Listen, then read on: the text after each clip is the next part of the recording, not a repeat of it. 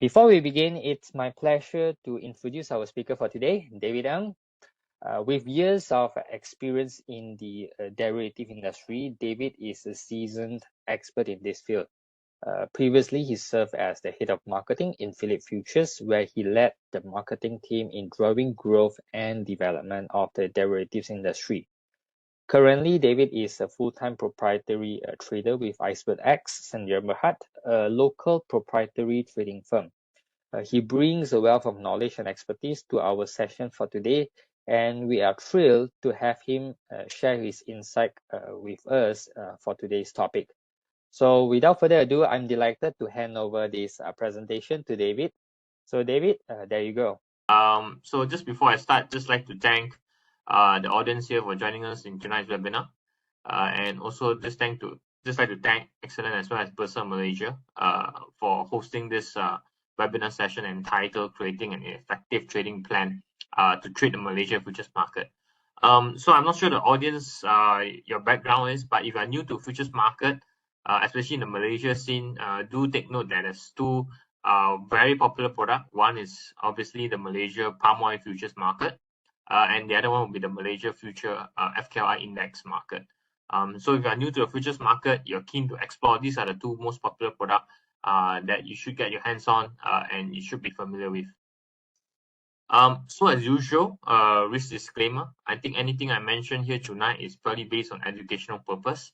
Any opinions that are presented is purely based on my own personal opinion. It doesn't reflect opinion from the organizers or even the exchange. And obviously, if you are new to futures market is indeed a derivative instrument. It's involved a lot of risk. So make sure you have you go through some of the educational programs, get yourself equipped with the knowledge, and do speak with a licensed representative before you kickstart your journey in the futures market. So just going through tonight's agenda, I think first thing is that just to briefly describe myself and my role. I'm basically a full-time proprietary trader. I'm working for a local proprietary firm in Malaysia. So basically what I do is that I trade the local market, mainly in the FCPO and FKLI market. So the job of a trader is to find market opportunities. There is always a lot of tools and arsenal that a trader can use. One of the most obvious one will be using technical charts, which we're going to cover in the second part of this webinar. I think importantly is that with any commodities, especially for myself, I find it that understanding the fundamental dynamics of how a commodity works, especially when it comes to prices like supply and demand dynamics, it does help to a certain extent. So we can't really discount, totally that fundamentals has no relevance when it comes to your trading a particular market, especially when it comes to commodities. So in order to create an effective trading plan, we also need to incorporate a certain element of fundamental analysis to it. So which I'm going to cover in the first part of this webinar. And obviously, when you talk about trading plan, we really need to understand what is there any methodology or strategy for us to use whenever we execute an entry, which is really heavily reliant on technical, which I'm going to share on the second part. So I just want to give you a brief background as well. If you are trading CPO market, commodities itself is always, the wonderful thing about trading commodities is that it's always as a season. Why I say that? Because later on when I show you the seasonality chart, there's always a particular period where CPO tend to do well and CPO tend not to do well. So if you are a trader, you like to spot this kind of pattern.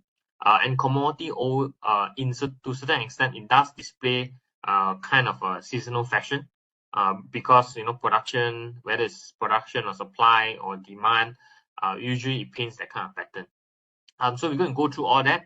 And last but not least, I think this is where a lot of traders usually when they create trading plan, they don't tend to incorporate a part of review process, which is very important, which is very key. I've been in this trading business for many years, and I do understand that trading review is very important. People always say that you always need to journal your trades. You need to do a reflection after the end of the trading session. In the beginning, as a trader, you find it very tedious, very cumbersome. But I can assure you that if you go through that process of journaling and reviewing your trades, it does help at the end of the day, because that's also a way for you to track your performance. So we're going to go through all that, I think, in a later session, which we're going to cover, and that will probably be quite a comprehensive plan for you to take home, and probably for you to kickstart your journey in the futures market. Now, so I'm just going to kickstart with just understanding what is the factors that can actually affect palm oil prices in terms of fundamentals. Obviously, one of the key things is always supply and demand dynamics. It's like your basic economics 101. Anything that is oversupply market, prices will not rise. If it's a high demand market, normally you see prices tend to rise. So pretty much, I think, look at CPO market, it's actually very driven by supply and demand dynamics. So it's importantly, if you are trading the Malaysia futures market, we are actually quite fortunate in a sense that we have reliable data. Malaysia Palm Oil Board every month, without fail, they publish monthly reports on production, stocks, and demand level, which is very crucial. If you're someone that's trying to analyze the market, try to understand the behavior of the market, we need those data. So fortunately, I think Malaysia Palm Oil Board, they did a good job. They publish regular data. And it's quite reliable in the sense that we can formulate our opinion or based on those data. So I think same goes with any commodities. If there's high stock level, normally prices will not find it very difficult to go higher because imagine if you have high stock situation in the country, means there's oversupply situation in the country. Normally prices will have to go lower. So that's stock levels are very critical when you talk about prices. Then demand picture are more relevant to global growth, economic growth, which is standard economics. Now, if you are trading CPO market, a lot of us will actually look at measure CPO performance in relation to the ringgit movement. So of late, ringgit has actually been very weak. In a sense that when you have weak ringgit, generally you see stronger CPO prices because palm oil is mainly an export commodity. So whenever you look at a weaker ringgit, that means a lot of importers will find it it's cheaper to buy palm oil now. So therefore, they actually increase their demand for palm oil whenever ringgit gets weaker. So that's the relationship that we're going to look at when you talk about ringgit and CPO.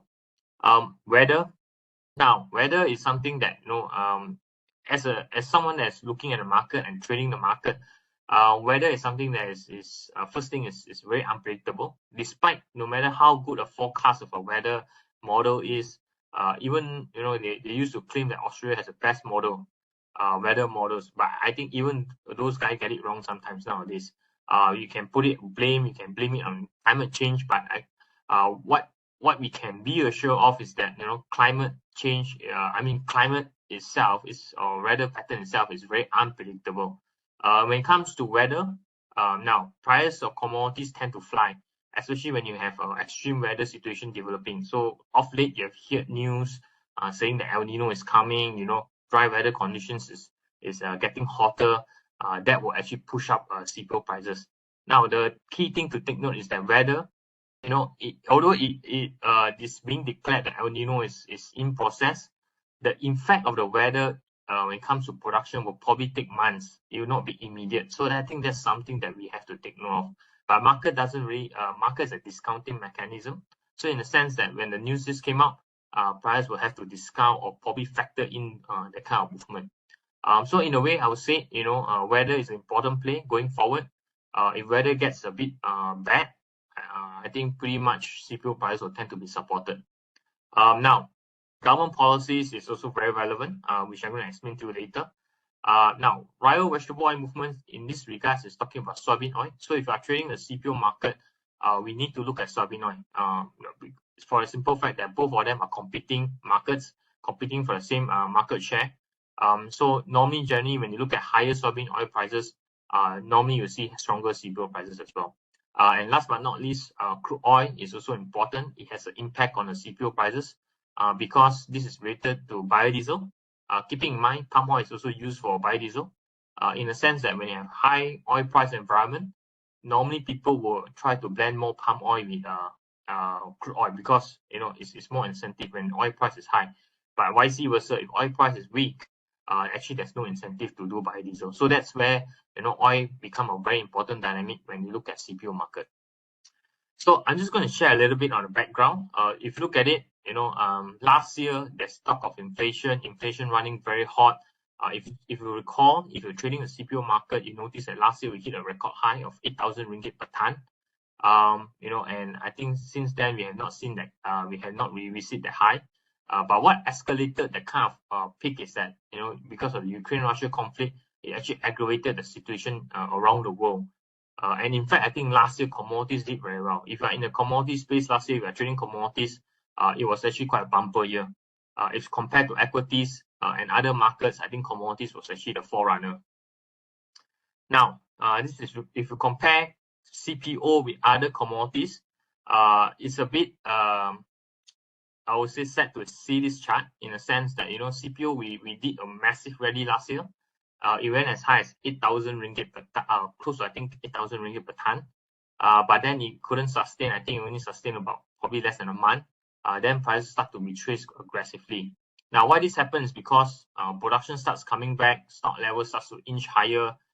That's where, market starts to understand that, hey, look, this kind of price couldn't sustain. It has to adjust. And true enough, I think it took probably about 3 to 4 months from the high as high as 8,000 ringgit. We went right down to below 4,000 ringgit in a span of 3 to 4 months. So that showed the kind of volatility of how commodity markets react, especially when it comes to supply and demand dynamics. Now, as a trader, we like volatility. We love volatility because if the markets are not volatile enough, we couldn't capture the kind of fluctuation in prices. So when markets are volatile, it's a very good time for you to deploy certain strategies that you can capture opportunities in the market. Now, one good thing about trading commodities, in particular like CPO market, is that there is always a seasonal pattern which is quite clear and quite distinct. If you just look at this production trend in Malaysia for CPO, if you notice, I think probably between the period of April to around September or mid-October, you notice that the production trend in Malaysia tend to rise, and towards probably beginning of November, that's where production tend to decline. So if you just look at this pattern itself, what we can expect in times to come is that we are now entering into probably rising production period in Malaysia. So if production continue to rise, what that explains for your prices. So prices will find it very difficult for it to climb, because as long as production is rising, stock levels is rising, price will have to be tapped at a certain point in time. Now, what's interesting is that as we enter into November-December period, where production tend to decline, I think that's usually the period where CPO prices tend to be supported. So I think that's also crucial to watch if you are someone that's trading the market. If you're thinking to trade on the long side or trade on the stronger prices, look at the end of the year, usually where production starts to come down. Normally you start to witness higher prices. Now, stock levels are also very seasonal. You can clearly see that stock tend to rise after April or May onwards. This year slightly later. I think last month when May MPOB figures were out, we saw that actually stock levels in Malaysia started rising. Now, these are again very seasonal. Why? Because you have rising production period. Assuming demand is not picking up fast enough, that will only explain the higher stock levels in the country. Now, stock levels are important because when you have high stock situation, let's say anything that's above 2 million is considered high in Malaysia. That's where prices will tend to be, it tends to react quite negatively. Now, this is a chart that you can see. If you look at it, last year we saw that stock levels in Malaysia actually dropped to quite critical level. In fact, below the 2 million tons. That's why market was actually quite panicked. There was actually no supply in the market. Everyone was scrambling for supplies. I think that pushes prices up to as high as 8,000 ringgit. But then again, once supply starts to come back on stream to the market, you can really see how prices actually collapse. So importantly and crucially to watch if you are trading the CPO market is to watch the stock level in the country. As long as stock levels are elevated, don't expect prices to go high. But as long as stock levels are low, and it's below the 2 million mark, I think that's crucially telling you that supply is actually very tight. Stock levels are still quite low in the country. So that is actually providing a bit of support for prices. So just to give you a picture, on how to view the CPO market in terms of fundamental perspective. Now, talking about weather, I'm not going to go too deep on it because weather itself is very fluid. You know, things can change. Right now, you're looking at El Nino. Now, every episodes or onsets of El Nino, normally people will say, oh, prices will tend to be higher because production is going to be affected, yield is going to be low, and this is going to be price supportive. Now, again, there is a lot of equation to it. First thing is whether El Nino is good. Is it going to be intense? If you just look at historically speaking, whenever we have strong El Nino episode, normally you can probably expect prices will probably adjust up to 25 to 50% on average. If there's a very mild El Nino, then unlikely price will have to adjust on the upside that much. Probably move between 10 to 15%. Again, these are all depending on how the intensity of the El Nino. It's still too early to tell. Despite weather is forecasting that probability of El Nino is occurring is very high, but then again we have to look at intensity. If it's a high intense El Nino, then obviously that will probably push prices even higher. So if you are trading the market, be on a watch out, because I think this weather play is going to be quite critical. If you are trading the CPO market and look at soybean oil, if you're following the market of late, you notice that the weather pattern in US also has changed. Now it's a growing season in US. It's very critical in terms of weather. So weather in the last couple of weeks actually been quite bad in US. That's why if you are looking at the soybean oil prices or soybean prices, it has actually been quite supported last 2 weeks. So weather is an important play, but then again, it is an element that we cannot control. But we have to be very watchful, because any weather changes or any new developments in the weather front, obviously that will have impact on prices. Now, when it comes to export, which is on the demand dynamics, this year has not been a very good year for Malaysia. I think not only Malaysia, you look at Indonesia as well, which is the largest palm oil producing country. It surpassed Malaysia probably past decades. It's important because these two countries, they export pretty much more than 50% of total palm oil production in the world. So by looking at exports, it tells you a very different story. Now, 2023 looks like it's going to be quite a slow year when it comes to the palm oil exports. Again, the two major countries that demand Malaysia palm is basically China and India.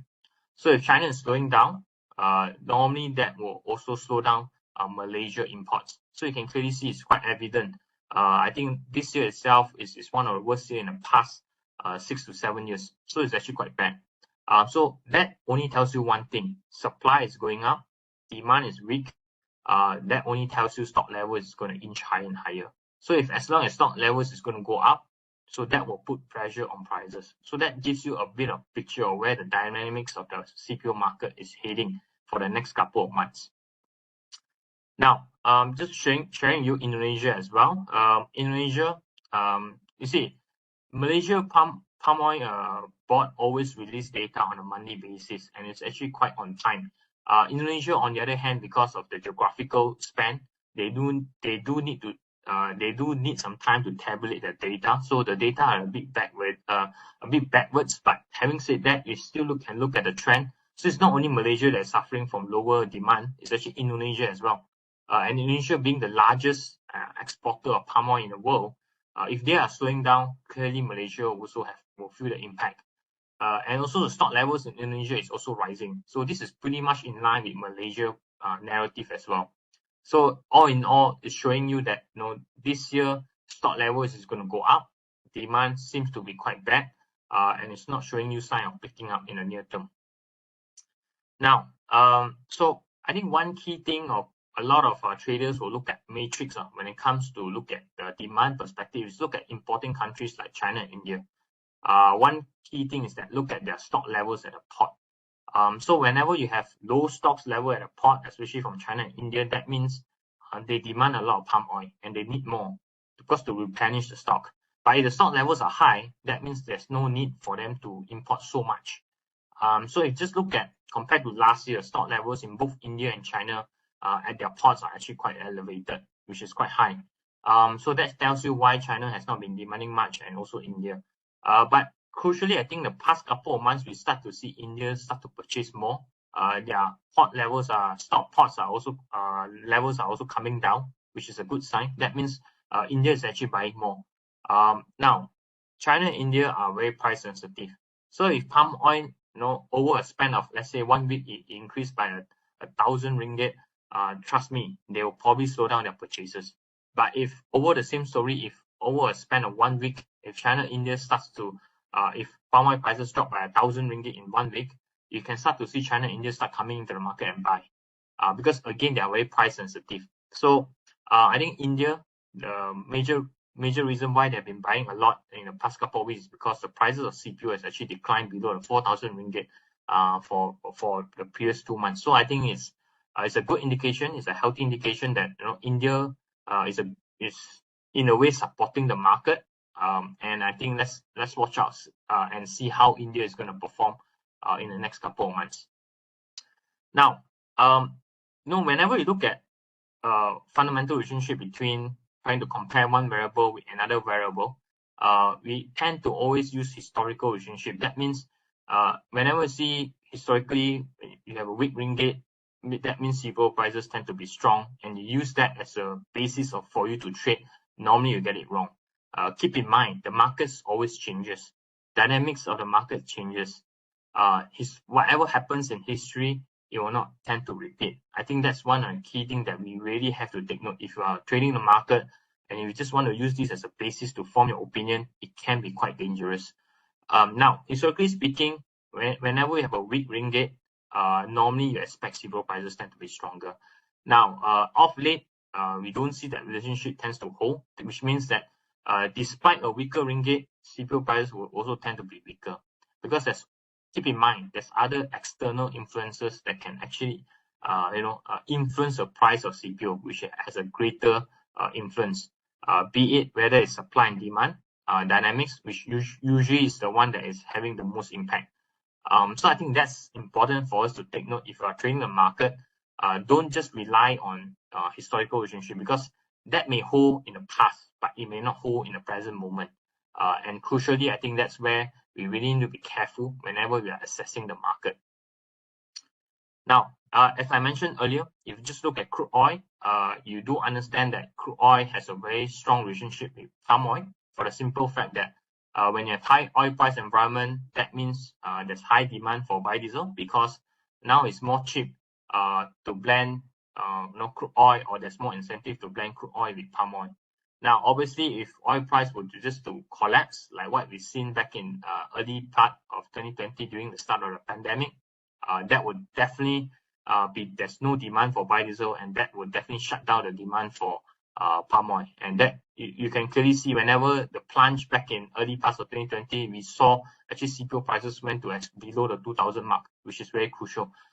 So that's an important element. The crude oil dynamics and palm oil seems to hold. But again, don't use it as a basis for you to form your opinion, because this kind of relationship do changes oftentimes, and if you are trading based on this kind of relationship, you can get it. You probably can get wrecked by the market. So that's something for us to take note whenever you look at different relationships between both markets. Now, again, talking about vegetable oil, keep in mind palm oil is a vegetable oil. And if when trading a palm oil space, we tend to compare palm oil with soybean oil, because these two are very relevant. And in a sense that if you compare their charts itself, it's actually, they move quite in line. It's quite positive, in fact, when you look at relationship wise. Now, there is always what we call a spread between the palm oil and the bean oil market. And usually it's what we call a premium market. That means soybean oil traded much higher compared to palm oil, due to the cost and due to many other factors. But then again, this spread tends to gyrate between a very tight range. That range has actually been extended, especially last year, where you start to see the spread between the palm oil and soybean oil went to as high as $800 per ton. We have not seen that in history. I think it's the highest in history. Now, if you are someone that's looking at spread, normally what the strategy that you always be comfortable with is that given time, this kind of spread or this kind of extremities will always mean revert. Now, it's a dangerous proposition to do that because markets, when it hits an extreme, there's always a reason behind it. So last year, when soybean oil traded as a very big premium compared to palm oil, that is because of the Ukraine and Russia conflict. But then again, it's since adjusted downwards. So right now, the spread is doing about 300 to 400 US dollar, which is actually above, way above its normal average is about 150 US dollar. So if you are someone that's looking at spread strategy, you will probably be thinking, oh, now is quite a great time to be in the market because if you compare to historically speaking, you're looking at 150 average. Now you're doing about double of it. So it's quite a good trade to be holding as a mean reversion strategy. But then again, market dynamics has changed nowadays. The spread can sustain at this level for a period of time. So in fact, I think this could be a new level situation between both the markets. So we probably should expect this kind of premium at about 300 US dollar should be the new normal. But then again, whenever you have high spread situation, that tells you, if you look at last year, where you see the spread actually went as high as 800 US dollar, it tells you one thing. That means the CPO market is way underpriced. Now, if you just look at this spread itself, normally what you do is that you just go to the CPO market and take a long position and short the soybean oil market, hoping that the spread will narrow eventually. So I think that's, in a way, it gives you a bit of sentiment where the market is. But keep in mind, the spread right now is still doing about 300 US dollar, which is considered quite elevated. It only tells you that CPO is still quite underperforming compared to the bean oil market. But then again, you shouldn't use this as a way to make the decision to go long into the CPO market, because again, the dynamics of the market, both the markets has changed in recent times. Now come to the crucial part of seasonality, which is I find it very interesting. You look at the past 15 years or so in the palm oil market, you notice that when in terms of price change, and I think in terms of the market itself, whenever the market try to paint a negative price change or periods where, if I show you the next one, it probably be more clearer. If you look at this calendar period for CPO market for at least the past decade or so, in terms of the price changes month to month, you notice that there's always a period or season where CPO prices tend to do very well, and there's a period in time in the particular year cycle where CPO prices tend to be doing quite badly. So if you just look at from January to December itself for the past decade or so, you can clearly see November, December is a period where CPO prices tend to be very strong. Now, if you go back to a few slides earlier, I did mention, if you recall the production picture in Malaysia, the production trend, you notice that November, December is usually the period where it coincides with lower production or declining production level. And true enough, you look at November, December in terms of prices, they tend to do very well at those times. Now, if you look at the other side of the coin, you look at which are the periods where it's actually very bad for CPO prices, normally is the middle of the year. And that also coincides with your production and your stock level trend. Because during this time, you start to see rising production trend in Malaysia. Assuming weather is normal and there's not much impact, you start to see these are the periods where when production trend is high, normally that will have an impact in terms of the prices. So if you are someone that's looking at the market, these are the period where you should be careful when you if you're thinking to long the market, you should be a bit more careful and more cautious, because keeping in mind, based on seasonality pattern, these are the period where it's weaker in prices. Now, these are all patterns. Whether patterns will repeat itself is another question. The best you can do is that you can use this as a guide. So if you're going to the year-end period, especially November, December, if you're trying to short the market, knowing the fact that based on past patterns, these are the periods where prices tend to be very strong, then you could be caught quite easily, because it's coinciding with declining production level, lower stock levels. Usually prices tend to be strong. So if you are trying to short at those times, you should be very careful. Now, I'm not going to touch too much on calendar spread on a CPO market. It can get quite complicated. But what what I want to share is that if you just plot the different months all together in terms of the prices, you can start to see what we call a term structure for a market.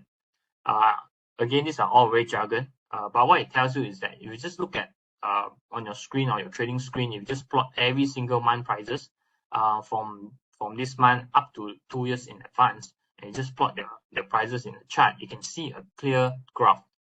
So what this tells you is that the front month prices, so taking for example, your July, your August, or your September months, contract months, their prices are trading much higher compared to November, December, January, February next year. Now, this is what we call in market terms a backwardation market. Now, in terms of sentiment wise, is this: when you see this kind of structure, it tells you that the market generally is quite bullish. Why is that so? Because the current month, which is let's take for example July, August, or September, the prices are much higher compared to the next 6 months or so, because the current scenario in the market is actually very tight. A lot of people are willing to pay higher prices just to get supply in the market. Now, as we go forward to the next 3 months or 6 months or so, the same scenario may not apply. That means they're expecting supply to come in. The supply-demand dynamics has changed. So what this tells you is that when you have a backwardation market, generally the market itself is actually quite bullish. Now, the reason I bring this up, I just want to share this point, is that when you see a term structure that's actually very flat, when you see a flat market or flat term structure, which means that, if you just look at the far months contract prices, there's not much of a price difference between each other. That's where we consider as a very flat market structure. Now, two things can happen. The market is actually preparing itself to move into a new term structure, whether it's from a backwardation to contango, or eventually the market will have to move to a deep backwardation, which means that in between the price will have to move even greater basis. How this happens, again, is all boiled down to supply-demand dynamics. So crucially, what I want to highlight the point is that we are in the point of the market where if you just look at prices itself, it's going to be a sideways trend for the market for a period of time until there's new development in the market, be it fundamental, that can really change the whole dynamics of the structure. So keep this in mind. I know it can get a bit more complicated, but I hope I can push the point that by looking at the term structure of the market, we can understand where the sentiment of the market is. So right now, you can clearly see the market is actually heading nowhere. If you just look at 6 months or 9 months down the road, the market has no way of analyzing where the market is going to go. So two things can happen from here. It's either going to be a backwardation to contango, where farm price is going to trade higher, or it's just going to be a very deep backwardation. So there's two things that's bound to happen after a flat structure like this. So yeah, basically you just look at I think Bursa Malaysia can go to the website. You can look at all the different contract months that's available and it's on the exchange and it's tradable. And you just compare the prices. You can just draw the structure, so you can clearly see those farm prices. It's actually very flat. It's doing about 3,005 and it's been holding there. But the front month prices are the one that's very volatile, especially your June, your July, August, and September contracts. So it's very peculiar, but it tells you that when you have flat structure, things are bound to happen sooner or later. So that's where, as a trader, we need to be careful by understanding this sentiment. So that's on CPO, and I think I'm just going to cover a little bit on FKLI, because Malaysia futures market, the two most popular is still the FCPO and FKLI market. So FKLI is basically the Malaysia index futures market. It's actually very much relates to your stock market's performance. So futures market, the underlying is still pretty much very driven by the KLCI stock performance market. So there's if you want to understand the fundamentals of what affects the index, there's a lot of economic external factors, especially like economic growth. And when you look at FKLI, a lot of people always compare with Dow Jones. Now, later on, I'm just going to show you the chart. Is that a lot of people will tend to relate whenever you have strong Dow Jones performance overnight, it tend to spill over to the next day to the KLCI market. Now, that usually happens in the past. Nowadays, it's a slightly different ball game. Malaysia itself is in a way is quite when it comes to KLCI performance in relative to the peers, it tend to a bit divert to a certain extent. In a sense that whenever you look at our regional peers, when they do well, Malaysia tend not to do well. But when they do badly, Malaysia tend to be a bit more robust in the sense that they tend to be a bit more supported.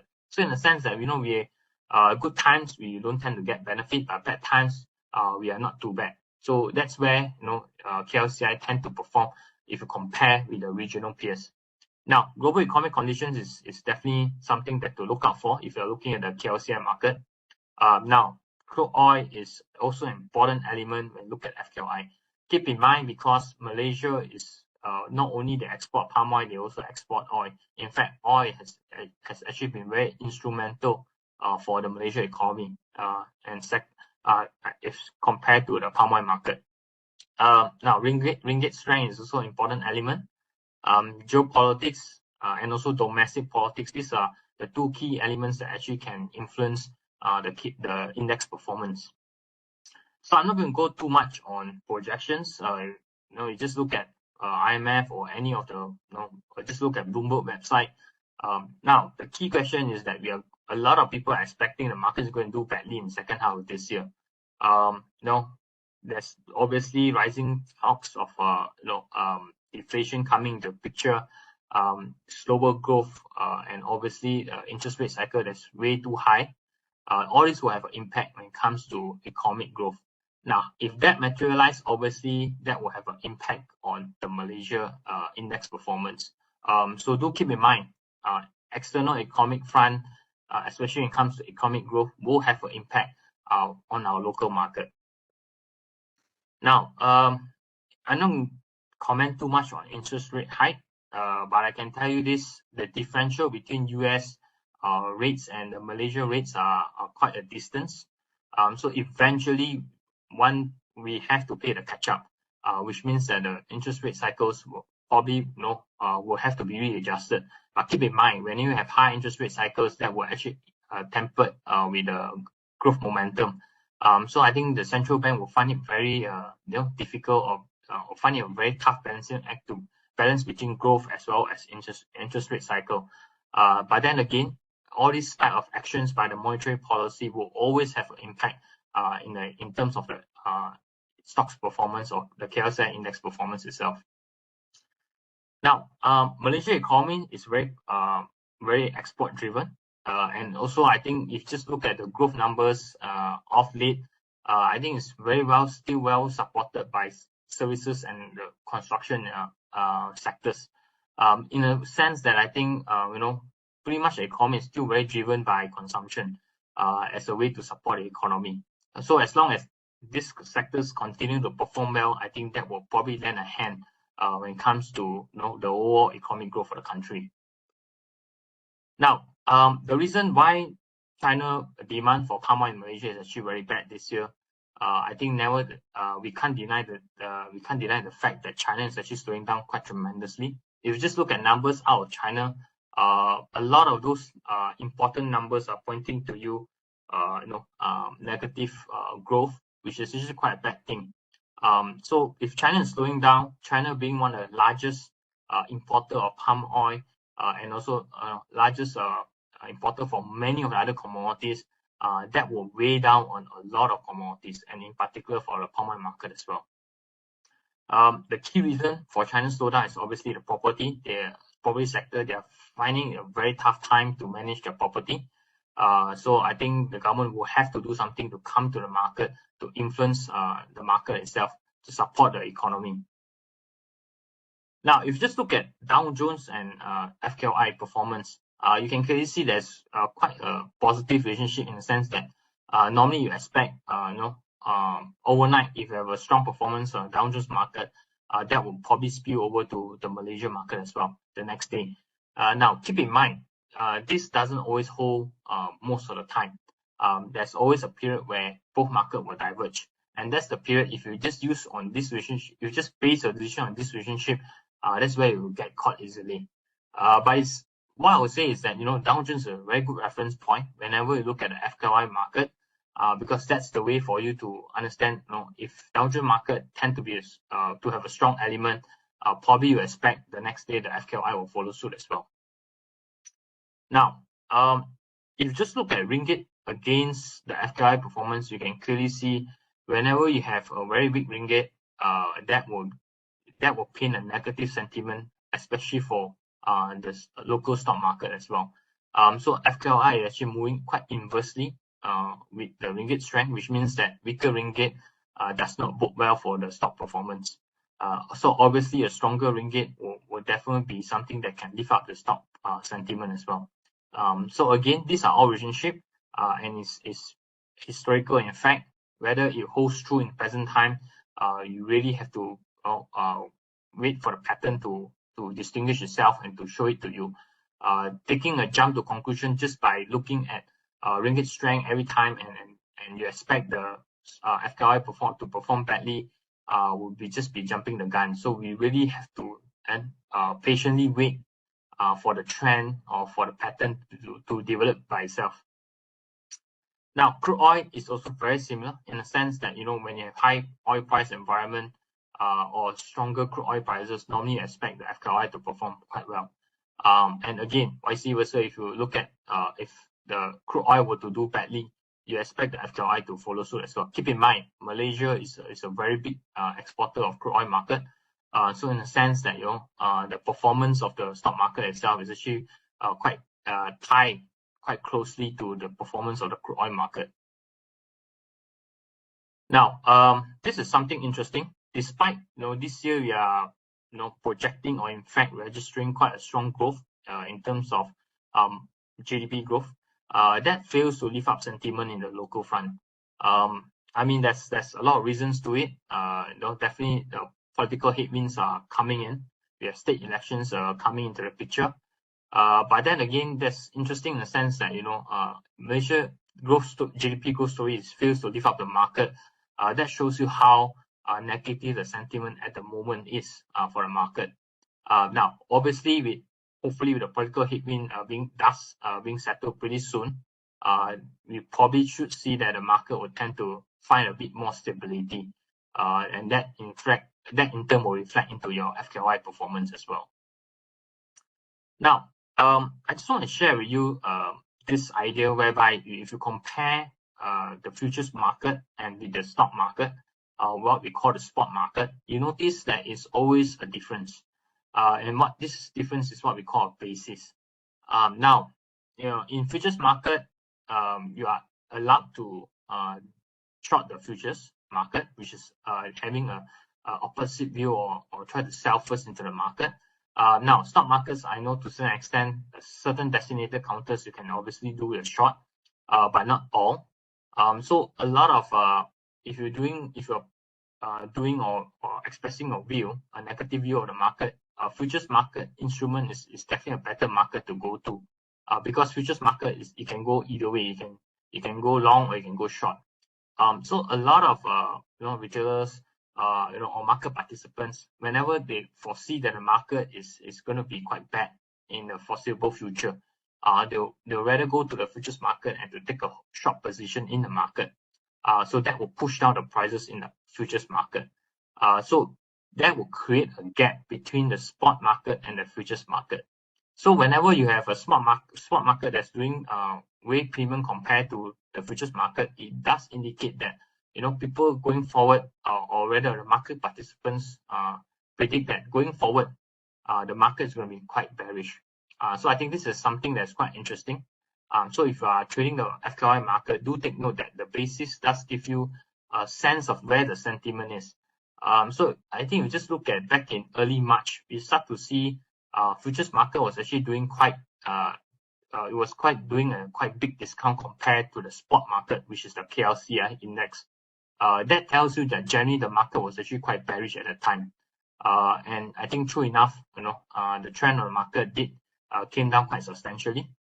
So right now, if you just look at comparing the FKLI and the spot market, is still doing at a discount, which means that the people are still discounting that in the next couple of months or so, is still going to be looking quite bearish for the KLCI market.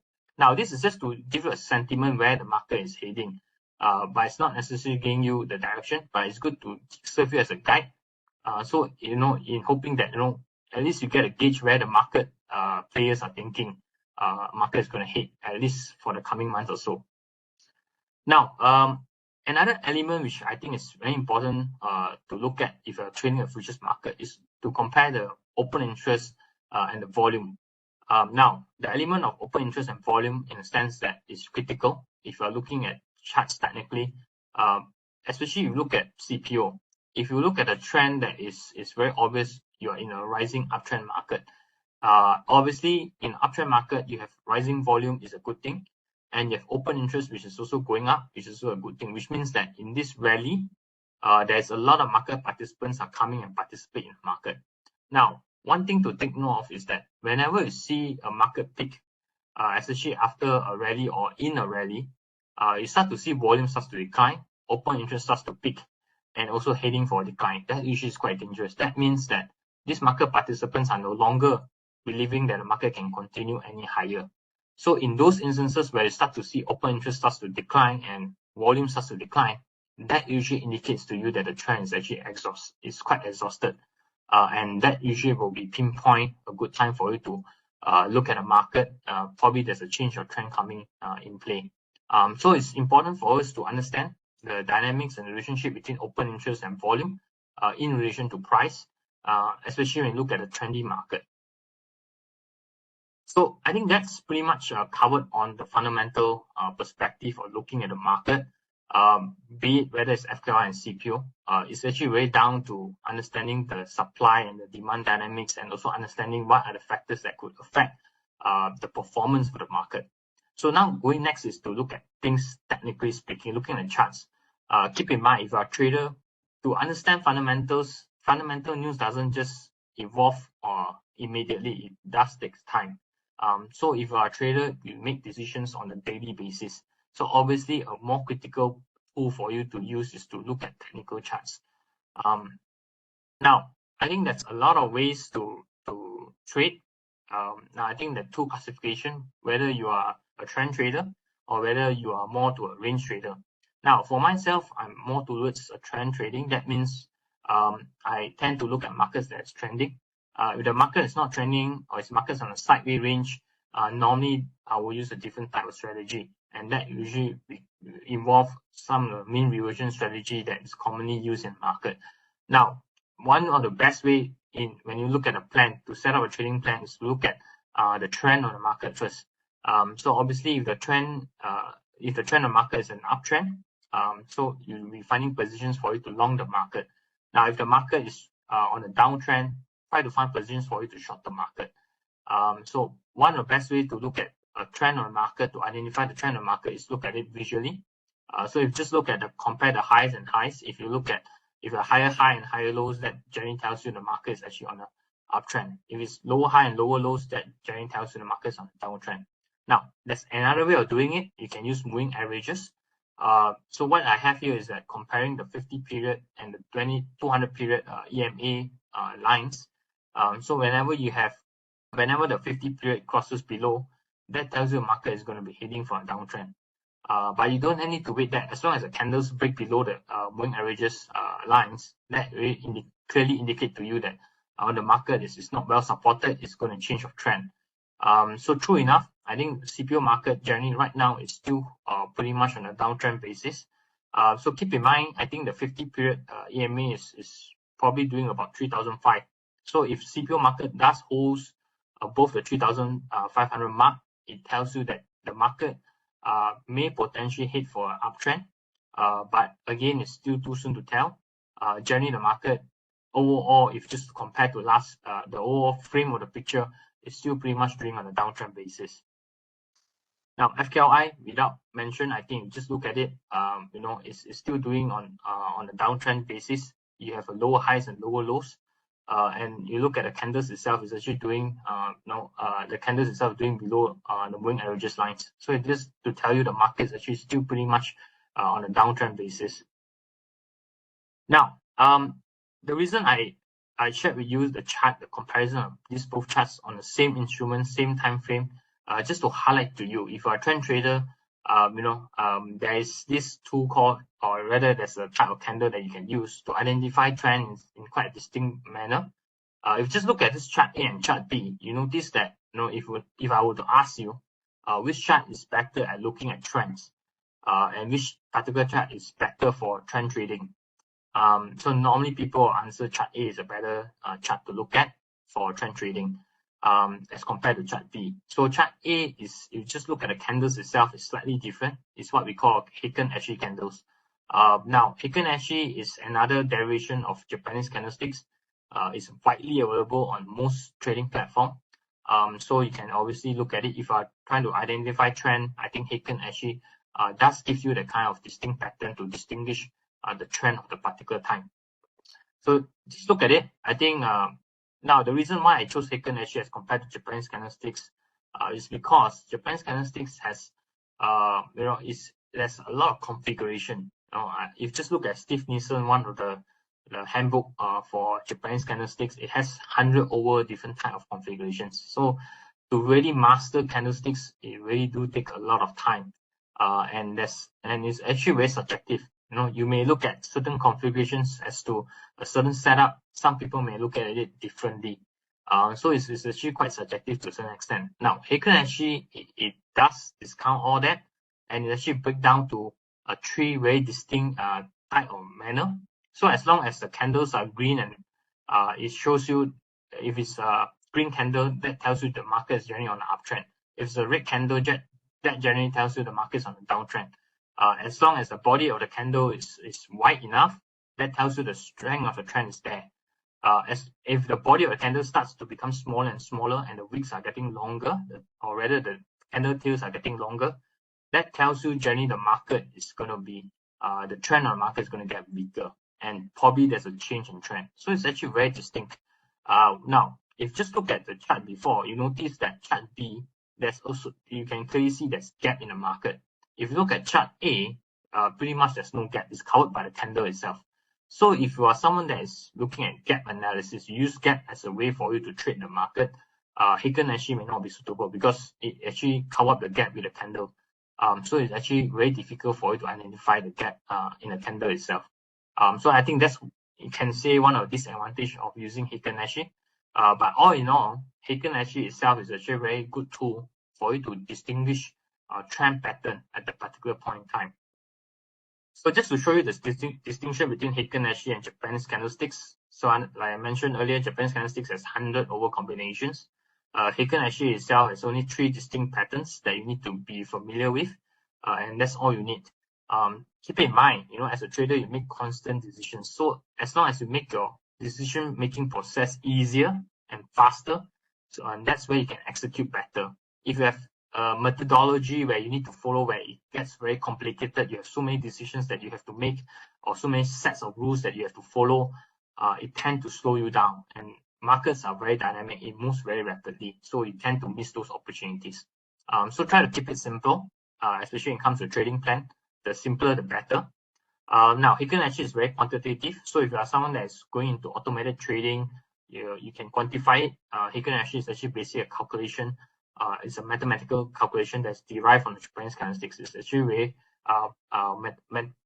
very methodical in that aspect of it.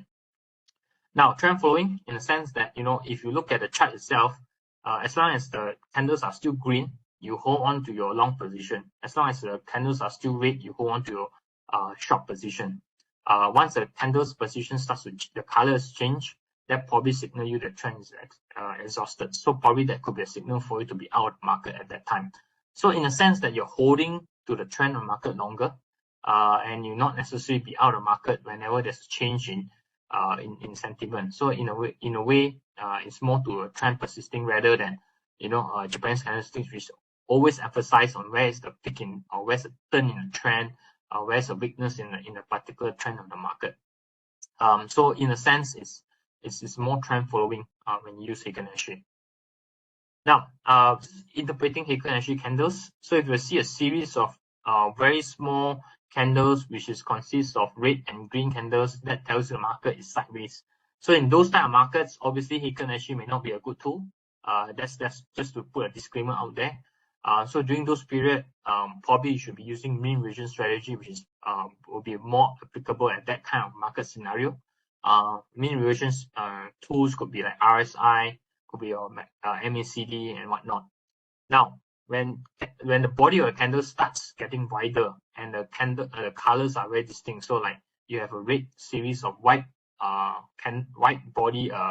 body candles, that usually the time that is telling you the trend of the downtrend of the market is starting to appear, and it's going to get quite strong. So as long as the body of the candle gets wider, that tells you the strength of the downtrend is still persisting. Now, obviously, when the color of the candles start to change, that tells you the trend is probably going to start to shift as well. So it's, in a way, it's very distinct. It helps you to look at or to identify the trend of the market in a very distinct manner at that particular point in time. Now, obviously, you can add other tools, but the more tools you add, you have to be prepared that to make decision sets, it's going to get a bit longer period because you have to filter up so many rules. So again, if you want to measure the trend, the strength of the trend, I think one good tool is to look at ADX. So ADX value will tells you whenever you are above 20 in terms of their value points, that tells you generally the market is going to be trending. Whether it's going to be uptrend or downtrend, the market is going to trend. And if you just look at Heiken Ashi, it generally can tell you where the market is going to hit. So assuming you can take a series of red candles, when you see a red series candles in Heiken Ashi and we see ADX value that's inching higher, which is trading above 20 value points, that tells you generally the market is going to be heading for a strong downtrend. Same goes for the bullish market as well. The ADX value will just to indicate to you whether the strength of the trend is in place or not. So obviously, if it falls below 20, that generally equips you that the market is probably going to do on a sideways market for a period of time. Now, Heiken Ashi on its own may not be sufficient because there's always a period of time. You just use Heiken Ashi, it may not give you a good signal. If you compare that and if you incorporate moving averages as a tool together or along with Heiken Ashi, I think that will be a much better tool. So moving average crossovers are actually very simple. There's so many types of moving averages. I think the one that can reflect the market in a much faster manner will be using the exponential type. So what I have here is basically to look at the 9 period and the 20 period EMA crossovers. So the 9 period so-called will be the shorter period and the 20 period will be the longer period. So crossovers are simple. If you have the shorter term crossing below, the longer term, that means the market is going to hit for the downward trend. Vice versa, if the shorter period is crossing above, that tells you the market is going to hit for the uptrend. Now, if you see this, if you accompany that with Heiken Ashi, as long as you see red candle bars, the candle body bars are white, and you see a bearish crossover on your EMAs, that's actually a very good signal for you to take a short position. Vice versa, if you see green candle bars and the moving averages are showing you a bullish crossovers, that will be quite a good signal for you to take a long position. So these are the two decision matrix that you're going to use when you look at a trend trading perspective. Now, so setting up trading plans, that what I just shared earlier is showing you entry strategies. Now, obviously, with every plan, you need to think of every entry that you entered, you have to think of the way for you to exit a particular plan or particular trades. Now, whether it's putting a target profit or stop loss, two of them are equally very important. I've encountered this a lot of times, and oftentimes is that people will just try to execute a strategy and they always have a mental stop loss, or whether there's a figure that they have in mind to get them out whenever the market go against them. Now, those things are good. Those methods are useful as a whole, but I think it's not methodical in the sense that if an element like you base on a certain range, that will be even better. Keep in mind, if you set yourself a certain mental stop loss, market will always be very in the sense that it will be testing those critical levels itself. So, for example, if the market gets very volatile, if you don't have a predetermined stop loss method, you tend to hold to that position longer than expected. So, in a sense that you are actually accumulating bigger losses at the end of the day. If you have a if you have a method to predetermine your stop loss level, I think that is actually very useful. So keep in mind, whenever you enter, if you have a predetermined stop loss level, you keep yourself disciplined in the sense that when things are not right, you are pretty much out of market. So what I have here is that, one of the good ways to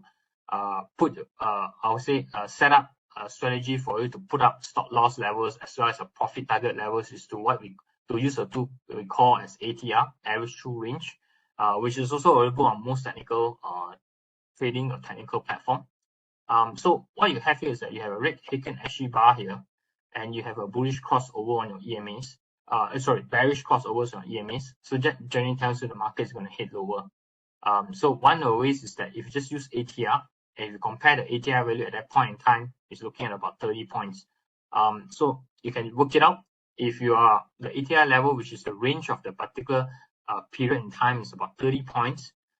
If you want to set a 2-to-1 reward to risk ratio, you're looking at 60 points for you to take profit and 30 points for you to put a stop loss level. Now, using ATR to manage your stop loss, in a sense, is good in a sense. First thing is, whenever the market expands in its range, you don't get to stop out so easily, because keep in mind, it's follow the range of the day. As long as the range of the day gets expanded, that means your stop loss level also will get expanded. So that's, again, you have to be prepared for that, because when markets are more volatile, you have to be prepared for accommodating a bigger stop loss level, because the range of the market has actually expanded. Keep in mind, if you want to adjust to a predetermined level, you can obviously do that, but once the market gets a bit more range, you tend to get stopped out quite easily if you put a very tight stop loss or you put at a fixed particular level. So especially when markets are very volatile, like last year, normally those stop loss levels will get stopped out quite easily. So I think this is how you use ATR value as a way for you to determine your profit target and your stop loss level eventually. So same goes if you use that similar plan on FKLI. So you can see red Heiken Ashi bars together with bearish crossovers. That will be a very good signal for you to take a short position. And you look at ATR value is about 20 points. And if you just look at whether the trend is in place or a downtrend, just look at ADX value. If ADX value is trading above 20 value point, that tells you the downtrend is pretty much in place. If the next red Heiken Ashi bars is longer or white body bar, that tells you the downtrend is going to be quite aggressive. So these are all indication and tools that you can use to identify the strength of the trend and the trend of the particular point in time. Okay, so same goes. I think if it's the ATR value is 20 points, you can set your stop loss level at 20 points, which means if it's short at 1550, your stop loss value will be at 1570, which is 1 ratio of your ATR. Now, these ratios, reward to risk ratios, are very individualistic. It all depends on individual. Some may prefer a higher reward to risk ratio, some may prefer lower reward to risk ratio. Again, these are all depending on how comfortable are you with regards to risk management. But keep in mind, we must have risk management. Regardless of any execution that we do, we must have a plan in place to get us out. Because if things are not right, if things are not doing well, this is the parts where this is the important criteria that can set us apart from a winning position and a losing position. So yeah, so basically, if you just compare to the FKLI chart previously, that was a red Heiken Ashi bars and bearish crossover signal. So you can clearly see once your profit target is hit, you'll be out of the market. Now, whether the trend will continue, that is a side. As long as you execute to your plan, that is a plan of a strategy. So you should just go along with it. So now, this was taken, I think, pretty much late. I think it was pretty much mid-June, middle of the month of June. So the market is actually trading on the sideways back then. Now, of late, the CPO market is actually trying to break out on the upside, and in fact, it's well supported at 3,500. If you just look at the trend chart back in early part of the in the previous slides itself, you can clearly see that the 3005 is coinciding with the 50 period EMA period for the FCPO market. So it's crucially, if 3,500 does hold for the next couple of months or so, I think CPO market still probably has a potential to see a rally towards the year end. So I think that's crucial to watch, especially for the CPO market. Now, FKLI is slightly different picture. In fact, I think FKLI is trying to test oftentimes a lot of critical support is about 1380 or 1385. If it does break that, I think technically the market is heading for a downtrend market as well, and probably could test the 1350 and eventually the 1300. Now, obviously, if you just look at what is happening in the Malaysia economic fund, there's a lot of headwinds, especially political headwinds. So obviously that will weigh down a lot of pressure in terms of prices. So crucial to watch if it does break so-called psychological support level at 1380 or 1385. That tells you the market is actually heading for a further downtrend in the market. So I think last but not least, every trading plan must come with a part of the plan of reviewing your trades.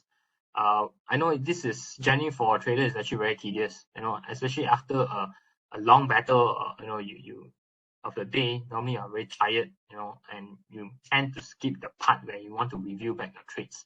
But I think these are all very crucial, because if you don't review your trades, you don't track your performance, and you don't understand how well you do or how badly you're done, you won't able to gauge yourself, you won't able to track your progress eventually. And that usually be quite a dampener especially for new traders. So I think if you want to treat this journey, trading journey as something as you want to explore, keep in mind you want to create a trading plan which incorporates at the end of the day a part where it helps you or aids you in forming a way for you to track your progress. So journaling is one of great ways.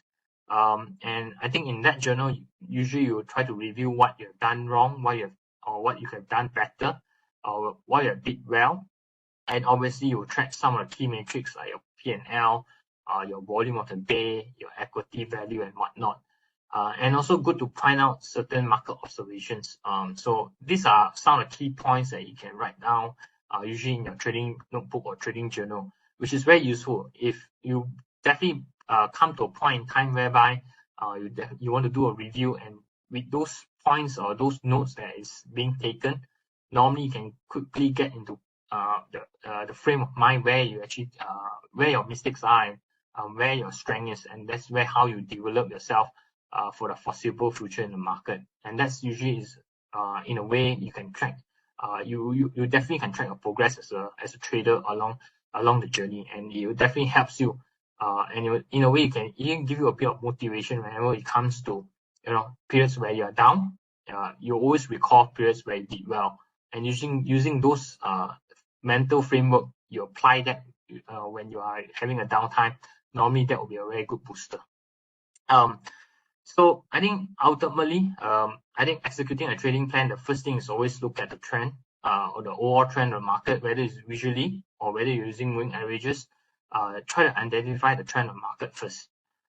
Now, the strength of the trend is a very good tool to use ADX tools as an indicator. So ADX itself is a tool that measure the strength of the trend. Heiken Ashi candles are very good in the sense that it helps you to gauge the trend of the market at a particular point in time. Now, stop loss, you can always use ATR as a way to manage your stop loss level and your profit target level. So that will always be sure that whenever market expanded, your ATR value will also expand accordingly. So I'm just going to end it with a quote here. So the goal of a successful trader is to make the best trades. I think money is always secondary.